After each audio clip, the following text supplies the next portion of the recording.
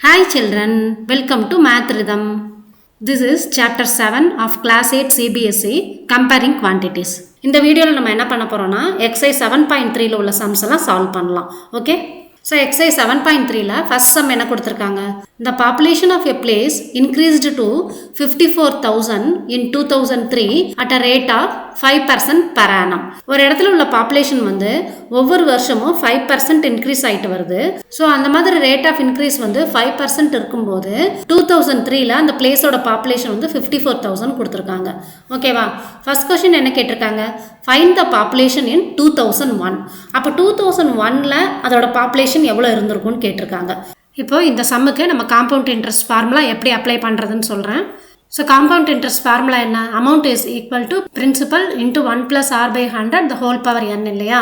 இந்த சம்மை ஒரு சின்ன எக்ஸாம்பிள் கொடுத்து நான் எக்ஸ்பிளைன் பண்ணுறேன், அப்புறம் சம் சால்வ் பண்ணலாம். இப்போ 2001ல் நான் வந்து 1000 rupees டெபாசிட் பண்ணுறேன். ஓகேவா? இப்போ ரேட் ஆஃப் இன்ட்ரெஸ்ட் எவ்வளோ கொடுத்துருக்காங்க? 5% per annum கொடுத்துருக்காங்களா? அப்போது 2002ல் எனக்கு எவ்வளோ அமௌண்ட் இருக்கும்? இந்த 1000 rupees கூட 5% இன்ட்ரெஸ்ட் சேரும் இல்லையா? 5% ஆஃப் 1000. அப்போது 1000 rupees ப்ளஸ் 1000ல் 5%ன்றது எவ்வளோ வரும்? 5/100 into 1000. அப்போ நமக்கு வந்து 50 rupees வரும் இல்லையா? 5% ஆஃப் 1000 வந்து 50 rupees. அப்போ இந்த 1000 கூட 50 rupees ஆட் பண்ணோன்னா நமக்கு 1050 rupees வருமா?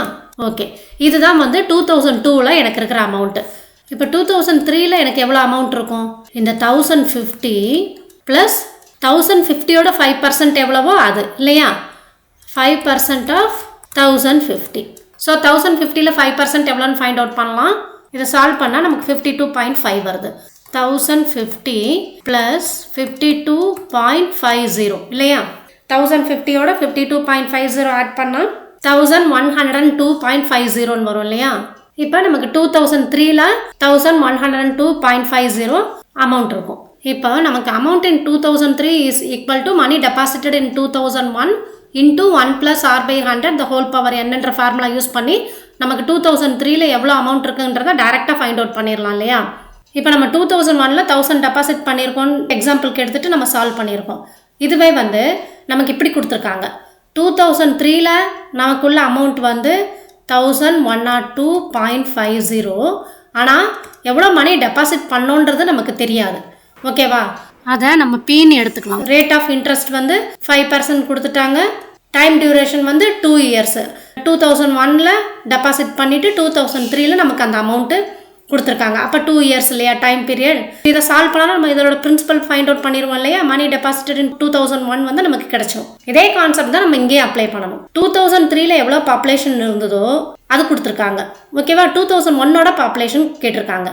அப்போது population in 2003 is equal to population in 2001 into 1 + 5/100 the whole power 2 எழுதலாம் இல்லையா? ரேட் ஆஃப் இன்க்ரீஸ் வந்து 5%, நம்பர் ஆஃப் இயர்ஸ் வந்து 2. நமக்கு பாப்புலேஷன் இன் 2003 வந்து 54,000 கொடுத்துட்டாங்க. ஓகேவா? பாப்புலேஷன் இன் 2001 தான் நம்ம ஃபைண்ட் அவுட் பண்ணணும். ஸோ அதை பீன்னு எடுத்துக்கலாம். ரேட் ஆஃப் இன்க்ரீஸ் தெரியும். ஸோ இதை சால்வ் பண்ணால் நம்ம பாப்புலேஷன் இன் 2001 ஃபைண்ட் அவுட் பண்ணிடலாம் இல்லையா? இப்போ நம்ம இந்த சம்மை சால்வ் பண்ணலாம். இப்போ பாப்புலேஷன் இன் 2003 எவ்வளோ கொடுத்துருக்காங்க? 54,000 கொடுத்துருக்காங்களா? 54,000. நெக்ஸ்ட்டு ரேட் ஆஃப் இன்க்ரீஸ் எவ்வளோ கொடுத்துருக்காங்க? 5% per annum கொடுத்துருக்காங்களா? ஓகே. அடுத்தது டைம் பீரியட் எவ்வளோ? இப்போ 2003யோட பாப்புலேஷன் கொடுத்துருக்காங்க. நம்ம 2001ஓட பாப்புலேஷன் ஃபைண்ட் அவுட் பண்ணணும். அப்போ டைம் பீரியட் 2 years வருது. கரெக்டாக? Next population in 2003 is equal to population in 2001 into 1 + r/100 the whole power 2. ஏன்னா டைம் பீரியட் வந்து 2 years. இப்போது பாப்புலேஷன் இன் 2003 நமக்கு 54,000 கொடுத்துருக்காங்களா? அதை எழுதிக்கலாம். பாப்புலேஷன் இன் 2001 நமக்கு என்னன்னு தெரியாது. ஓகேவா? ஸோ அதை நம்ம பீன்னு எடுத்துக்கலாம். Let population in 2001 is B.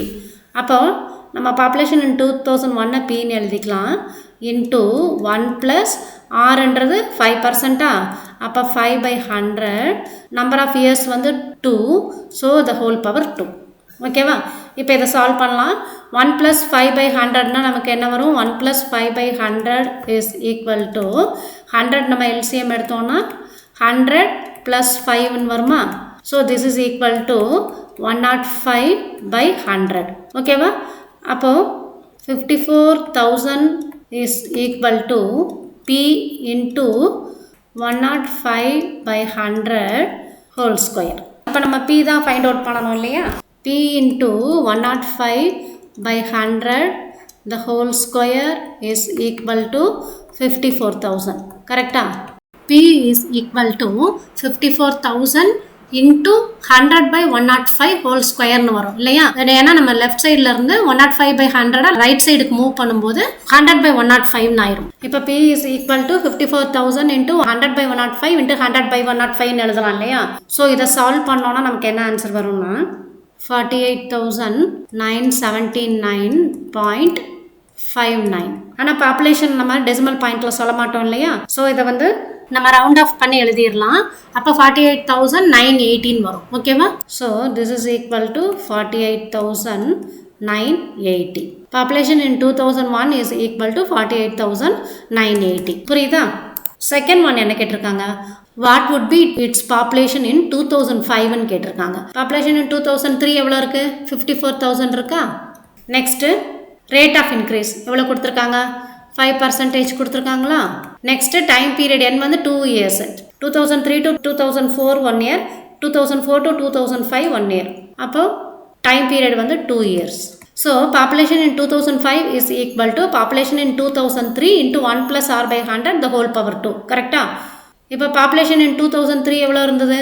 54,000 into 1 plus 5/100. Rate of increase வந்து 5. So 1 plus 5/100 the whole power 2. Time period வந்து 2 years. ஓகேவா? அப்போது நம்ம இதை எப்படி எழுதலாம்? 54,000 into 1 plus 5/100னா நமக்கு 105/100ன்னு வருமா? 105/100 the whole square. ஸோ இதை எப்படி சால்வ் பண்ணலாம்?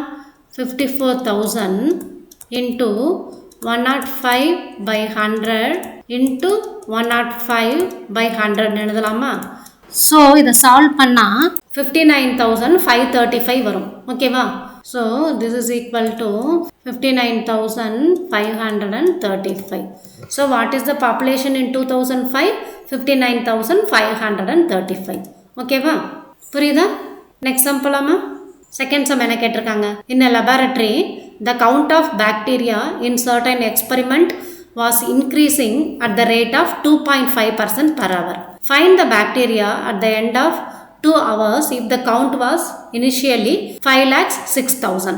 ஸோ பாக்டீரியாவோட இனிஷியல் கவுண்ட் கொடுத்துட்டாங்க, ரேட் ஆஃப் இன்க்ரீஸும் கொடுத்துட்டாங்க. 1 ஹவருக்கு எவ்வளோன்ட்டு 2.5% கொடுத்துருக்காங்க. 2 ஹவர்ஸ்க்கு அப்புறம் கவுண்ட் ஆஃப் பாக்டீரியா எவ்வளோன்னு கேட்டிருக்காங்க. இனிஷியலாக எவ்வளோ பாக்டீரியா இருக்கோ அதை தான் நம்ம வந்து பிரின்சிபலாக எடுத்துக்கணும் இல்லையா? So initial count of bacteria is 5,06,000. Next rate of increase எவ்வளோ கொடுத்துருக்காங்க? 2.5%. ஓகேவா? நெக்ஸ்ட்டு டைம் பீரியட் வந்து 2 ஹவர்ஸா? 2 ஹவர்ஸ். இப்போ நம்ம என்ன ஃபைண்ட் அவுட் பண்ணணும்? Find the bacteria at the end of 2 ஹவர்ஸ்ன்னு கேட்டிருக்காங்களா? So bacteria count at the end of 2 hours is equal to initial count of bacteria into 1 plus r/100 the whole power 2. ஓகேவா? அப்போது initial count எவ்வளோ கொடுத்துருக்காங்க? நமக்கு 5,06,000 கொடுத்துருக்காங்களா? Okay. Into 1 plus rate of increase வந்து 2.5% இல்லையா? 2.5/100. டைம் பீரியட் எவ்வளோ? 2 hours. இப்போ 1 + 2.5/100 நம்ம சால்வ் பண்ணிக்கலாம்.